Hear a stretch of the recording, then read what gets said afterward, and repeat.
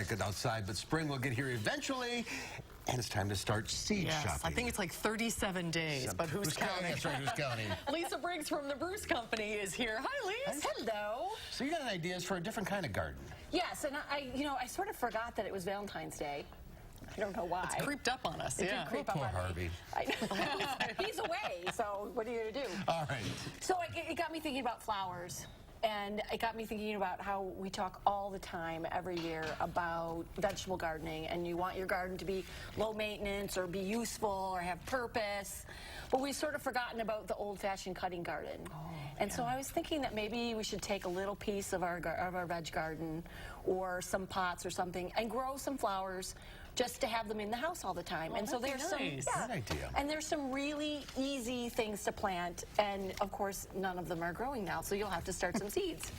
So I've got cosmos, which is super easy.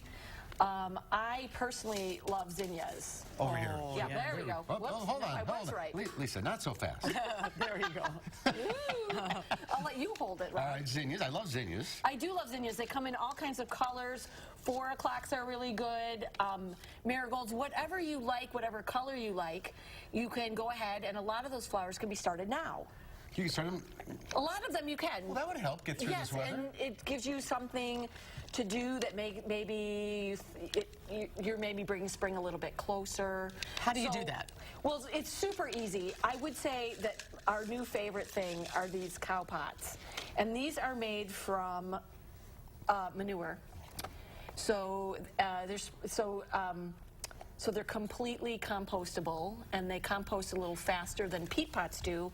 And the good thing about them is that when they take the peat from bogs to make the peat pots or the jiffy pots, they're kind of affecting the environment. And this is not. It's a useful... And it's got a talking cow. So how do you start? How do you get the seeds started? Well, what you want to do is you want some sort of clean container, whether you use pots or, sort of these pots that'll break apart, or flats, or whatever you use. You want to make sure that it's clean. And then the biggest thing that I found in starting seeds is that you really want to use seed starting mix or germinating mix. Seeds have a tendency, the little seedlings, to do what they call dampening off. It's a fungus that they get, and they sort of, at the stems, at the bases, just sort of collapse. And it's not fun for anybody to see that. Also, heat mats are super useful.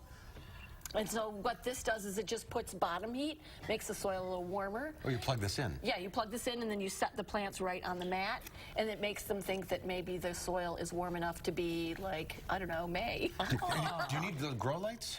Well, once seeds get going, yes, you definitely need light, whether you have a really sunny window that you can put your seeds in, and, rotate your flats around so that they don't all go to one side or the other.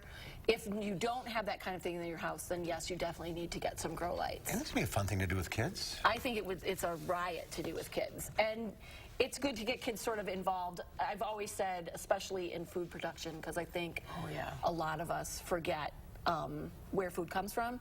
And I also think that kids are way better eaters, less finicky if they're actually growing the stuff that they're going to eat. Yes, absolutely. You can get them to try all kinds of crazy things. So what fun. Go seed shopping. Go seed shopping. Huge variety. We do 141 tomatoes this year. Oh, that'll be such a mood lifter right about now. I think so. And they're all back from the expo. So all right. They're all in the store. Great ideas. Thank you. Lise. Thanks, Lise. Good to see you. Good to see you guys too.